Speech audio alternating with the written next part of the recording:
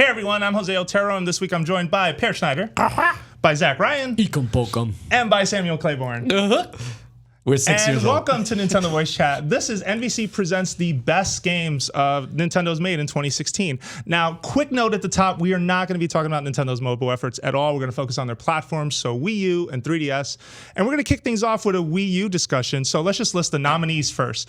Paper Mario Color Splash, Pokken Tournament, Lego Star Wars The Force Awakens, Tokyo Mirage Sessions, Sharp FE, and SteamWorld Heist made the list of nominees this week. Per, I'm going to turn it over to you. Tell me why Paper Mario Color Splash is a Game of the Year contender for Wii U. Well, you know, Paper Mario is this beloved storied franchise that Nintendo's been running for so many years, and I think some people were dreading this this game as being kind of, you know, another step into something that's more casual and not as RPG-like as some of the predecessors. And it was more casual fare and it was lighter fare, but it was very, very clever. And I think anyone who started to play it quickly found this really awesome sense of humor, these kind of, you know, clever kind of character situations, and then of course the best lemons in any video game, right? So I think, you know, I think a lot of people were worried that this game wasn't going to live up to kind of the Mario quality standard, but I had a ton of fun with it. I really enjoyed it. I loved the game systems, and just the writing made me laugh. And few games make you laugh out loud. Like a world that was 3D made out of paper that kind of folded up like origami style around the characters. It was like almost like a technological leap in how they could make a Paper Mario game. Yeah, I mean, it is a beautiful game to look at, and to Per's point, it is extremely funny. Like, I do think it is really well written. The card battle system was a little cumbersome to me. Yeah. One of the issues, that you had to kind of do these swipe moves. I mean, you could switch to an alternate control scheme that streamlined it, but it still wasn't that awesome. But the battles itself and the kind of tried and true, like hit the button at the right moment, those mechanics are really good, I think. Yeah, I agree. No, and definitely you're right? The fear was this was Sticker Star 2, and it was thereby that, this is going to be as forgettable. Yeah. The battles won't be meaningful because you've taken away the level mechanics. And we've talked about a lot on the show, I feel, this year, where Nintendo had to make a decision with their RPG games and how many they put out. And the Mario and Luigi series kind of took that. But it was nice to find a charming, colorful, very humorous game in there. And toads that share too much information, like constantly. That was kind of the running theme I felt through the writing was of awesome. The game. All the jokes, like, it just made you smile, this game. And it had some RPG systems that were kind of hidden. You know, you don't have the overt leveling and experience point building that you would have in, the Thousand Year Door or any of these classic games, but they were underlying RPG elements that had you, kind of grow as a character and become more powerful. I really liked it. All right. So let's then move over to Pokken Tournament. Now, this was a big collaboration for the Pokemon Company and Bandai Namco, a fighting game version of Pokemon, essentially, right? One that basically Harada-san of the Tekken team worked on, but was going for a simpler sort of Smash Brothers type setup, I feel, in terms of the simplicity. It's not more like Tekken? No, not at all. Okay. I didn't feel that. I felt like they were going more for the Smash style, but they ended up settling on this idea of switching between two different playing fields. Yeah. Definitely having one that was 3D versus then going to one that felt more like Tekken-ish, thereby 2D. See, I disagree with your idea that it's not like Tekken, because I do feel like it does borrow quite a bit from Tekken. Okay, and let's hear about it. The fighting system is surprisingly deep. It is like one of those moments learned, lifetime to master kind of situations. I feel like given I played a limited amount, I played actually when I was in Japan playing on an arcade system, and like I really dug it. That's really cool, by the way, that it came out as a new Nintendo arcade game. There's been a few of those. I played it outside the Pokemon Center, and I got laughed at by some kids because I clearly didn't know what I was doing. But I played it for a while, and I really enjoyed it. And I definitely hear where you're coming from. I think the point I was trying to make is more that the simplicity of controls, like having one button presses that lead to big looking moves, big distance attacks that thereby are easier to execute, not leaning on sort of the Street Fighter, like, you have to do like a quarter circle to do an input. But I hear you, right? It's a good hybrid of both. The thing that struck me was, I'd never seen Pokemon look better. Mechanically, it didn't pull me in as much, but there was a ton of depth there, which I thought was really cool, like having these sort of crazy finishing moves and these over-the-top sort of, like, you never really saw Pokemon really fight like this, but at the same time, they managed to sort of grasp and present the spirit of how Pokemon games are. At Where least are the the way trainers the during move. all of this? They're in the backgrounds, I think. Just they're on an IFB. the thing about Pokken Tournament that I really dig is I feel like watching those characters fight each other in that setting and on an HD system is what Pokemon battles looked like in my head when I was a kid. Sure. You know, to me, it's like a fully realized Pokemon battle. I do agree with Sam, though. I wish I would have seen some trainers in there. But absolutely. Or there was customization, but you definitely didn't see like a 3D trainer, and that perspective was missing. I do agree. Oh, are you the trainer? Hey, the player, there it is. So then, Sam, next Sam's up on the list is Lego Star Wars: The Force Awakens. This was by Traveler's Tales. Tell us why this is a Wii U game of the year. You read off the names on this list. One is, I think, missing, obviously, and that's Star Fox. And Star Fox is a space combat game. The space combat in Lego Star Wars: The Force Awakens is really cool, and I think easier to play and easier to figure out and prettier in some respects than Star Fox. Did it give you Rogue Squadron vibes? Like it totally did. And so this time of year, I have these great memories of playing an amazing Star Wars game, Star Wars Rogue Squadron 2, Rebel Assault for GameCube, and that was a launch title for the GameCube. And I just love playing Star Wars space battle games. It's been a long time, and I think this one had good space battles. Couched around, like, I don't really like the Lego Star Wars games normally, just kind of playing through them, but I like the space battles. And then this one was actually pretty fun for the other parts too, especially co-op. For me, it was missing that kind of that hub world that you can explore and like that expands as you get more power, so more characters. But what it did have, it introduced this cover mechanic, you know, almost where like you a duck behind shooter. things. Yeah, very Gears of War, you know, when you're having shootouts. And that was always one of the issues with the Lego games, that the gunplay just kind of felt really loose, and like, you know, your character would constantly die, and you're like, you don't really care. But with the cover mechanic, it added another strategic element that I think made it a better game. I agree, and also it was really pretty. And on Wii U, it's still pretty. It's a really pretty game. I think that Lego Star Wars put the whole Lego franchise on the map in terms of what they do for gaming, and there's been a deluge of Lego games that have come out since. Yeah. And this to me felt playing it like I felt when I was playing those original Lego Star Wars games. Like, it's just so much fun, and it's so great in couch co-op, and I really dug it. And it's the quintessential like parent and kid play game. Like, you know, as a dad, like you can play this with two players together, and you just have a really good time, and you can give each other instructions on what to do. And you know, I think these games succeed on that level more than any others. Well, and also they're very polished. I mean, and I do admit that I think the timing of this release worked in its favor. Like, not coming out with the movie, of course, every licensed game tries to do that and just be there day one when the movie comes out. This one showed up, I believe, in June or later on in the year. We saw it after E3. Yeah, and it was just like, oh man, that's right. I love this. It can do anything it wants to now because the movie's out. It doesn't have to couch everything behind, oh, maybe you haven't seen the movie, which sometimes licensed games fall into that trap. So it was really refreshing to have that. Our next game was an unlikely to me a year ago to make this list, and it has made it here. It is Tokyo Mirage Sessions, Sharp FE, by Atlas. This was a collaboration between Atlas and Nintendo. Zach, tell me about this game. Just an awesome SMT-based RPG, you know, Shin Megami Tensei, on a system that is sort of devoid of traditional Japanese RPGs. It was really refreshing to play something like this, and it is wacky and over the top, and the team-up system, you know, the J-pop icons team up system. It's nuts, and it's so much fun to play and so beautiful to look at. Yeah. So you're into the Atlas RPGs, but not Fire Emblem that much, or both? I haven't played a ton of Fire Emblem. Yeah, because it's like, you know, for Fire Emblem fans, it was like we were expecting a Fire Emblem game, like, you know, we got on the GameCube, for example, like a full-fledged game, and then we saw this, we're like, what is this, right? Yeah. So to explain, Fire Emblem is a turn-based strategy game where you have a grid and a map, and you move units around. This is not that. This is you explore 3D areas, and then you get in turn-based fights. It's very much an SMT game with Fire Emblem guest characters. That's right. No, that's the best way to describe it. They're part of the plot. They show up in your party, but occasionally, but it's not necessarily, you know, like, it doesn't borrow heavily from the actual mechanics of the Fire Emblem characters were sort of the personas of this world. Exactly. And there was sort of that guardian spirit attachment, you know, the idea that you can then make modifications and that they grow over time, their skill set changes over time. time. Very colorful game. Really Beautiful, like its presentation as well. Like just something as simple as going to the menu and seeing the entire party sort of laying on the grass, just all staring at you like, we're just hanging out. I really like that. And as you accumulate more party members, they're all there hanging out too, and it's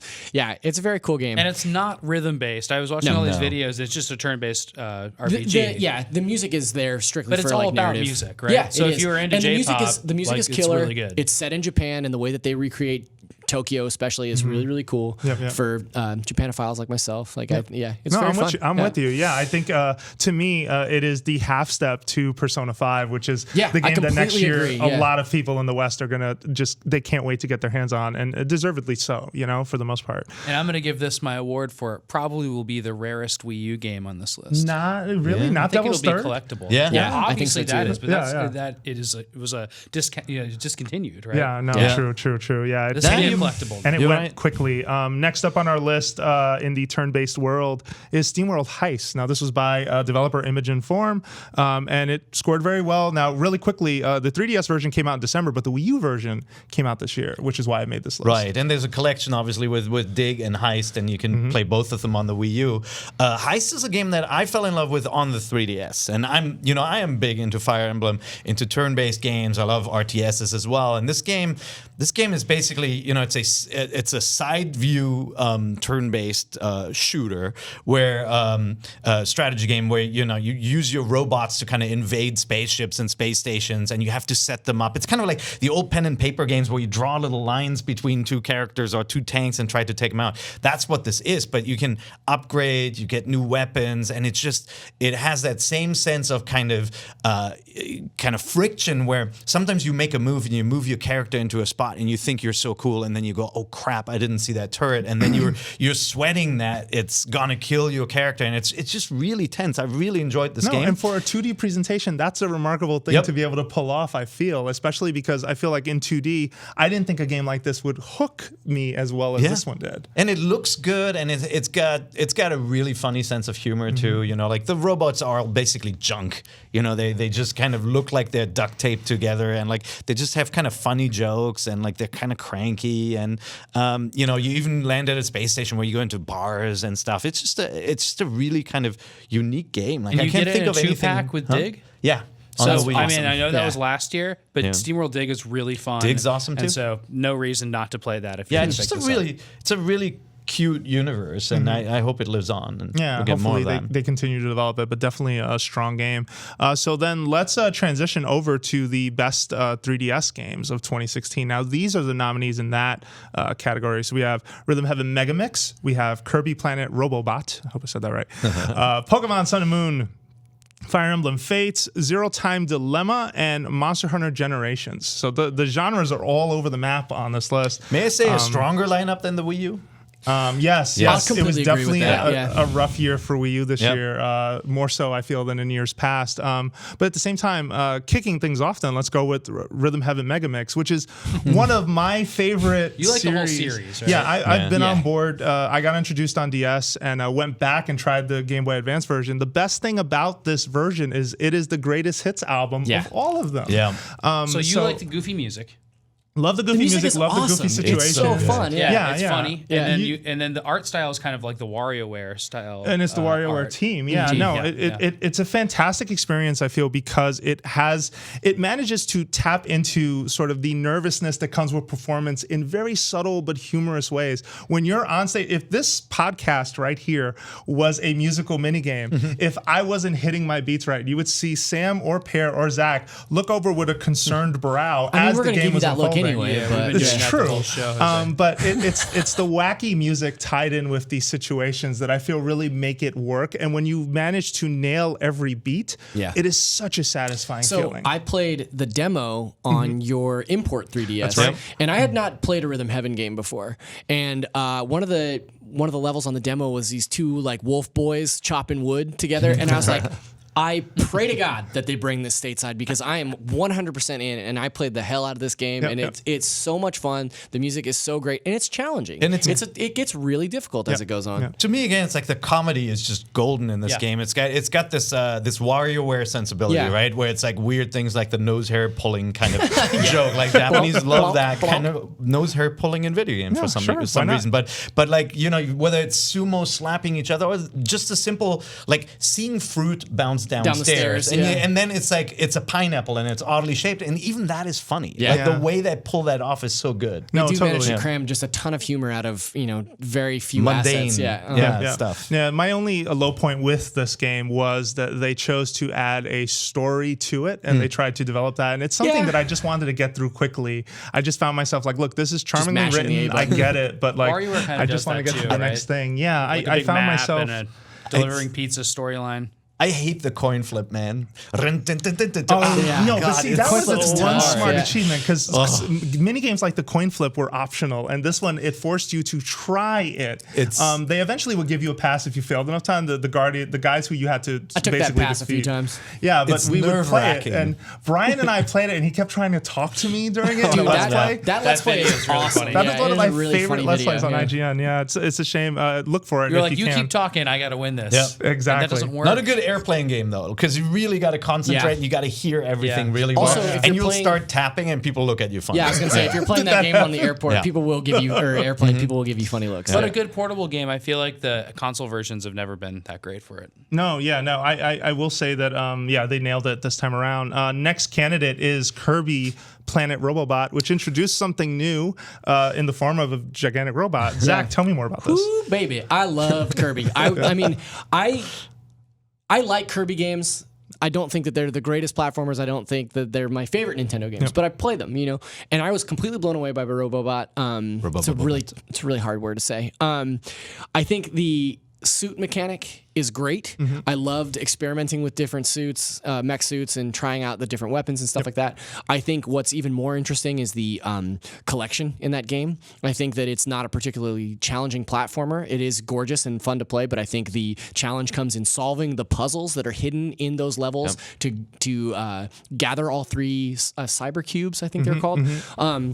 And I love the it only happens in a couple levels, but the levels where you control a tiny robot in the background or in the foreground of the screen it reminded me a lot of Inside this year, which is another fantastic game. And Kirby had his own particular spin on that. And the final boss is this psychedelic, like epic, hour-long spaceship boss battle that it just blew my mind. I was playing it on a really long plane ride coming home, and I kept having to run like up to the front of the plane to show Altano, like, have you seen this? Like this, because he wasn't super keen on playing it. I was like, look at how crazy this is. You got to play this game. It's so good. There's the Kirby games are sometimes called beginner games, right? They're not that hard. You get liberal amount of health and food, to replenish your health. But this one, I thought it had really clever elements with the weapons first of all, and the mechs, and then like that. This is one of the few games that I think I'll remember as using 3D on the 3DS really well, with the 2 layers or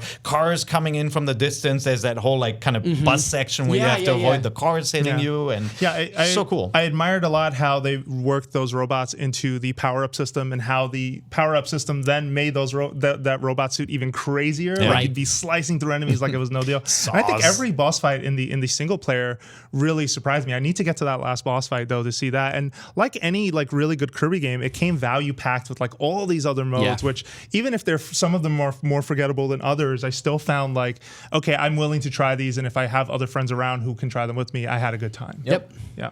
I'm still not going to play it. Sorry. I've been burned too many times with that little pink guy. Sam Claiborne, ever the hater on Kirby. Kirby grudge, full life. I didn't say I hated it. You'd like this one. Just said I've been burnt. All right. But I was going to say, speaking of burnt, and that wasn't going to be a good segue, but what is a good segue is to talk about probably the biggest 3DS game of this year, which is Pokemon Sun and Pokemon Moon. Yeah, I'm going to let you finish, Jose, but Pokemon Go was the real winning. No, I'm just kidding. Yeah. No, also, you can't talk about how good a segue is in the middle of a segue. Yeah, but I I always hate that You too. could have gone with Charmander, But something with the burning. Raiding it back in. Tell me, Sun and Moon, Sun and Moon. What do we got? Well, here's the thing. I'm serious when I say like Pokemon Go. I love that game this year, and what that game had was the first 151 Pokemon.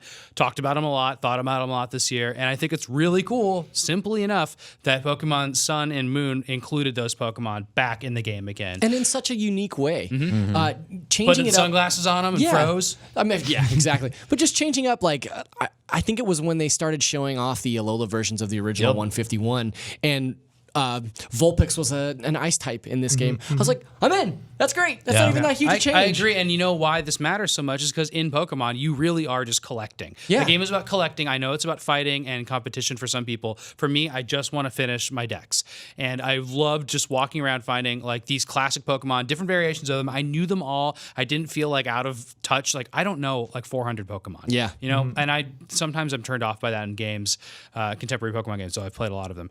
I just really like that. And also they sped up a lot of the, like you get a way to get around fast pretty quickly, stuff like that. It's still a little bit slow in the beginning. I feel like the first few hours are a little bit slow, but I can honestly say that I haven't been this into a Pokemon game since probably Ruby Sapphire. Totally. Yeah. And Hawaii is an awesome It's so setting. good, and the music is killer. It's different. It feels different, and like everywhere, it's like it looks like the islands of Hawaii. I love Hawaii, and Everybody's I think calling it's you really cousin. cool. It's great. Love it. So I love the UI changes. I do agree the beginning of any Pokemon game could be kind of a drag, but the first island has some of the best Pokemon variety I've seen in the first section of a Pokemon game in a long time. I feel like they really drilled down and thought about what can we speed up and what can we fix. Let's change the structure of the gyms. Instead, let's try these island challenges and sort of just try something different. And on a 20th anniversary year, where they already had a lot of big reminders of what Pokemon was as a franchise, to introduce the Alola forms was, I agree with you guys, a very, very smart move to It's such a continue that subtle momentum. change, but it's so smart, you know. I completely agree with you.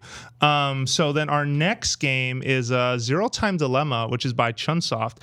This is a cult hit, I feel like. 999 and the game for is Virtue's Last Reward.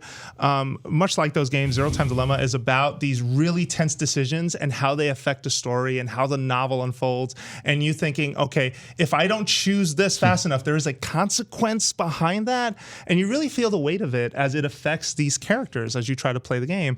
I feel like this has always been sort of a quiet cult hit that we always hear about and we always feel intimidated by because you have to go back and play those games.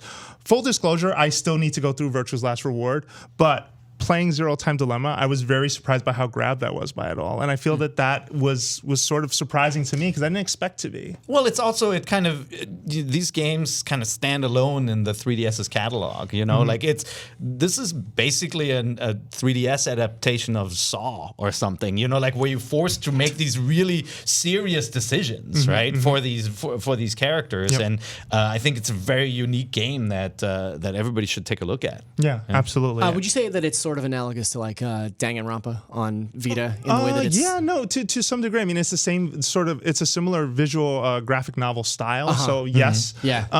Those games can be very hit or miss for me. I was very surprised how well this grabbed me. See, I love a good Danganronpa, but I have yet to play Virtue's Last Reward or Zero Time Dilemma. Check it out. So another game on our list is Fire Emblem Fates, another Intelligent Systems turn-based RPG masterpiece, but this one had 3 parts. So we had Birthright, we had Conquest, we had Revelations. We scored them all. Pear, why is this a 3DS nominee for best of Nintendo 3DS category? I'm a big fan of Awakening, right, which came before it. And the series as a whole. And the series. I played them since the very beginning, and Awakening had this cool kind of time travel element, right, where you recruit your children and they join your army, and depending what characters paired up, you get different children with different powers and stuff. And Fates took that, but then added this really cool kind of this branching story system that I really haven't seen before, where your choice really mattered. Like, do you go with the people that you grew up with, or do you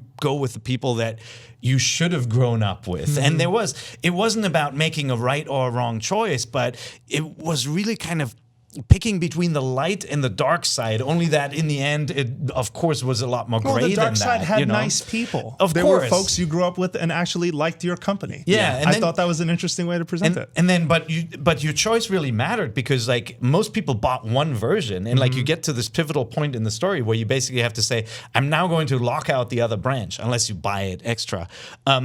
There was some crossover with some reused stuff across the different missions, but they all had kind of a unique approach to the levels and the way the story flowed, and so it was actually worth playing all three through. There's the first one and the second one are really different from one another because they severely limit you in the second one. It makes it much harder. And then the third one is more like the first one. It's like more like a traditional Awakening.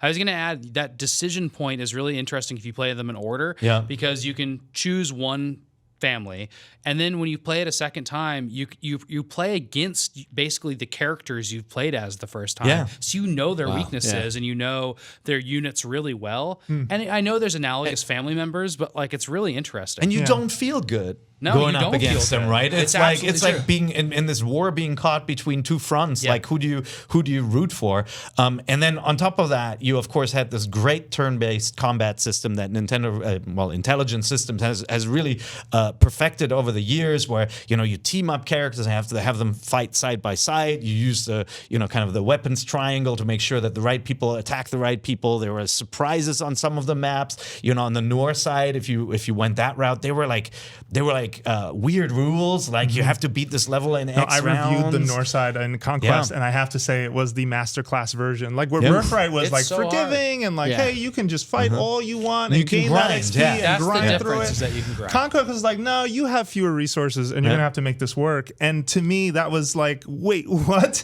I have to make this battle come together based on these mission parameters, and it felt like every mission threw something new at you, which was also something I really appreciated about it. And then really pretty artwork, of course, right? I was It has this maybe the best looking game on 3DS. Yeah, this mature anime style with feet, and beautiful music, awesome, awesome sound design all around. It's just, I mean, the Fire Emblem games have gotten so good. I wish, Intelligent Systems should make lots more, but take maybe a break making Advance Wars from me too. Oh, that'd be nice. That'd be nice. So then we have Monster Hunter Generations. This was by Capcom. The Monster Hunter series is another one of the cult favorites to me. It's one that I've championed in this office as many times as I can. You disappear. Whenever a new one comes out, I feel like you're gone. We don't see you for days. And the review process is always fun. This one is sort of the super champion edition to the Street Fighter 2 that was the last one, right? The last one was this big leap in terms of adding jumping and adding like more mobility options. This one was about like crazy finishing move plus more over the top hunts. It didn't feel as complete as 4. 4 felt like the next step for Monster Hunter, whereas this feels like just a slight iteration on that formula. Does it seem like a good place to start with Monster Hunter? Oh, that's always the eternal question on sequels. If you sequels. have a friend, it's always good, right? Yeah, it takes a village to raise a hunter and Monster Hunter. Yeah, you have to commit to like a Reddit group, or you have to commit to like friends who you meet on the internet or who who play the game. Right. Yeah. It's just way better that way. Like they have done a better job with each game of introducing folks to how the stories work, although I do think they did a better job in 4 than they did this time around. But there are still ways that you can investigate how that stuff works. It's such a deep game. Like there is something to be said about a game that can turn sometimes a 20-minute to half-hour boss fight into this endurance trial that feels like just like something out of the end of a boxing movie, and it just comes down to it's me or it's you, and one of us is going down, and when I'm done taking you out, I'm going to turn you into a hat, and I'm going to enjoy that. And that's creepy because that didn't happen in Rocky. Turn you into a hat. See, I on paper I should love Monster Hunter, and I played a fair amount of 4 at your behest. Yeah. And I enjoyed it enough, but I've never stuck it out to get that really like in really deep with Monster Hunter. Yeah. And I feel like each one that comes out, I think this is going to be the one. But I stayed away from Generations because I knew I didn't have the time to devote to it. But I've only heard awesome things about it. Yeah, no, you need a group. I think that's really important. And luckily, it has online options and it has ways for you to invest. And there are always communities on the internet for you to join and learn more about it. And I suggest that you do if you're willing to give it the time. But if you do, this game you will sink hours into this game, much like Fire Emblem, much like Pokemon, like a lot of the games we mentioned today, I feel like the very deep like RPG-like games is where you can just dump a ton of time, and this is one of those places. You can pick up one game and play it all year. And we should mention, like, Monster Hunter, if you're not aware, is like just the biggest game in Japan. Like, it's huge. It's like probably one of the top 3 biggest like series right now in Japan. So millions of people can't be wrong. Yeah. You know? Yeah. I think we need to figure it out. What's going on with it? Yeah, no, definitely. And I do want to reemphasize, for me, the only lacking effort was, I feel 4 was really this next step. Like, I mean, I felt like they introduced a lot more weapons. They introduced more styles. There was a lot more. They got rid of swimming, which swimming was this Monster Hunter 3 mechanic that was just boring to fight, because anytime you missed a monster, you felt like, oh, well, now I got to swim up to it again and try and get to it. Whereas on land, you don't really have that problem. It sounds similar, but trust me, it's not. You move way slower underwater.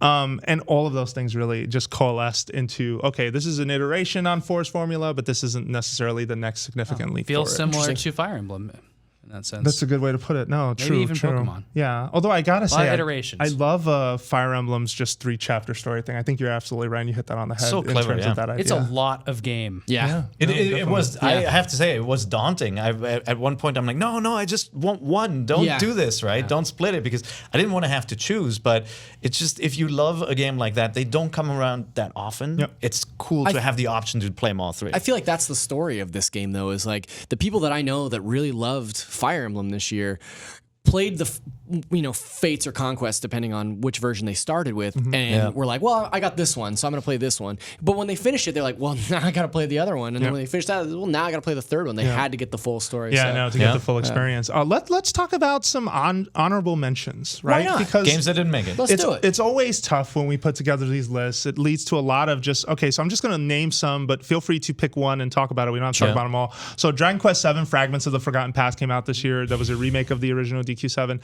Box Boy, The Legend of Zelda Twilight Princess HD, Bravely Second End Layer, Star Fox Guard, Sonic Boom Fire and Ice, and Picross 3D Round 2 are just some of the other games that were on Nintendo platforms this year. And it wasn't a great year for Nintendo overall. Definitely on both platforms, it felt a little weird. But pick one of those. Which one would you like to talk about? First of all, I mean, you have 2 big remakes, right? Dragon Quest 7, which, if you've never played a Dragon Quest game, it's a good one to start with. Yeah. Charming characters. They streamlined a lot of kind of things that felt hokey and slow, and you know, it's a with, again, like beautiful music, great JRPG. And then you have Twilight Princess, you know, a fantastic Zelda game. You know, when that first came out, everybody thought it was the best thing ever, and then this weird kind of aversion developed over time, saying it was too long, too ugly, whatnot. Go back to it. It's really good. I think that's the thing. When Twilight Princess first came out, it was not my favorite Zelda game. Like, I love Zelda. It's by far and away my favorite franchise.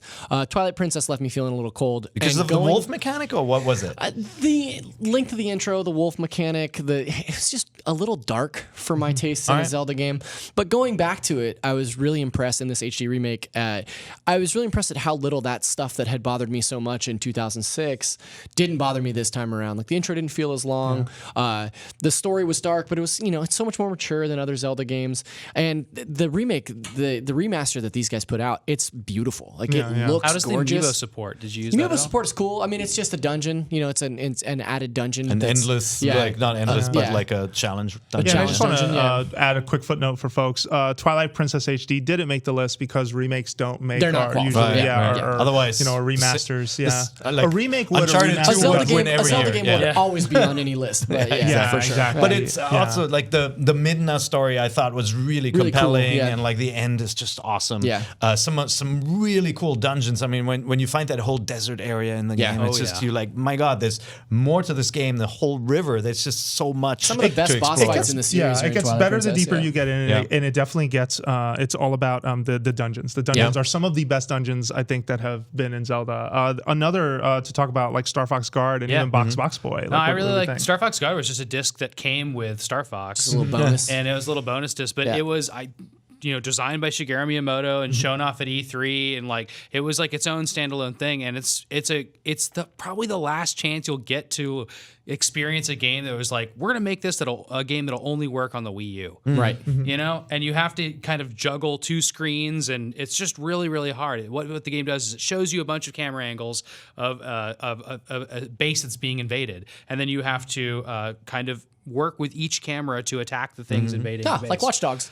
Yeah, it is. Well, yeah. Somewhat. And, you look at it and you say, that's going to be easy, no problem. And then it just falls apart immediately. Yeah, it's interesting how you can turn multitasking like that into a game mechanic that adds this layer of stress that has you sort of freaking out. If other people in the room, it becomes a shouting match. You kind of feel like you're getting yelled at the whole time because they're like, three, go to 3. And someone else is yelling 5 and someone else is yelling 11. Jose. Yeah, we're just trying to make your play uncomfortable. But then it also has these little kind of surprise elements where something happens to your cameras that you didn't expect. Like the deeper you get in the game, the more they mess with your expectations, right? Like you thought you were safe doing a certain thing, and then there is an enemy that again subverts your expectations. I think it's really clever. Bonus points for Grippy. Yep. And then Picross 3D round 2. Oh, which man. That's your favorite thing, like, of all time. So I love the His Picross favorite games. thing of all time. I think so. I love all the Picross games. And the 3D game just takes that concept of like, I mean, basically it's like Sudoku, like any kind of like crossword, like kind of numbers-based game. And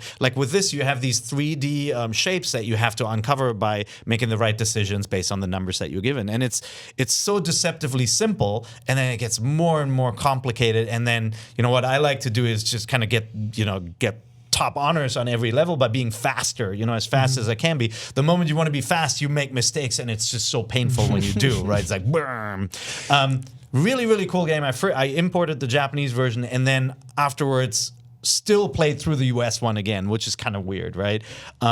It's an awesome game if you're on an airplane or you're traveling. It's just you can play a couple of minutes, put it away, but you really can't put it away. It's Also, really this addictive. game has some pretty cool amiibo support too. Yeah, it has like these Amiibo-based puzzles. Yeah. I just like the fact that it sort of tickles your brain with, oh man, how many, like you're just doing these math puzzles that aren't math puzzles essentially, because it's not math, but you're following all these numbers to find which blocks you should delete and which ones you shouldn't, and you're just sitting there the whole time not wanting to mess up, especially if you're trying to hit a high score, which I fall into that trap. I feel every time I pick up a Picross 3D game. And you get to this point where you're looking at the shape, you're like, nope, you cannot use logic to solve this. Like, I'm sure you've gotten to this. You look at it, it's like, it's impossible. That doesn't look like a duck. And there is a solution to each one of these that does not require trial and error. It's always, you can logically solve every puzzle, and it's just so well designed. Yeah, sometimes they really do turn into something. You're like, how the heck was that it?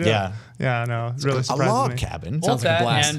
and Box Boy and Box Boy, like I can't believe how fun it must be and difficult it must be to design the puzzles. Like I love solving the puzzles in Box Boy, but like I'm amazed how many there are. It's such a simple rule set, and it's just like every time I'm challenged with something, there's so many permutations. It's such smart game design. And like with Box Boy, you feel like a genius for figuring out something, and like you still have boxes left at the end of the level. I've spent 2 days. Like the more like drop half of a box stumped, down, and like it's so good. Yeah, there is an elegance to that game's design that continues to impress me, despite good word. With Box Boy specifically. Like this is a sequel, so you kind of know the rules going in, and then they go, hey, you can make another box this time. And you're like, well, how does that make it harder? And then you find out, oh man, actually it can. And it will. You're like wearing a shield. Basically, you create yourself a little shield you put on top of you, and then push it up with another box. Like they have so many different ways the two boxes can interact that were absent from the first game, and I think that made it really special. Just that kind of, it really is a new level on top of the first one. Absolutely, I agree. Well, I mean, we've gone through our nominees. Those are our honorable mentions, and I mean, that's a wrap. Thank you, Zach. Thank you, Pear. Thanks. Thank you, Sam. Yeah. And thank you for watching Nintendo Voice Chat right here on YouTube. And you know what? You have a chance at winning the game nominee of your choice. All you have to do is sign up to youtube.com/Nintendo Voice Chat and leave a comment with your guess as to who the winner is. Now, the winners will be announced on January 6th, and we'll get in contact with you to let you know if you won a prize. Lastly, you can check out our PlayStation and Xbox nominees, so make sure that you check those out as well. And for everything video games, you're already in the right place right here at IGN.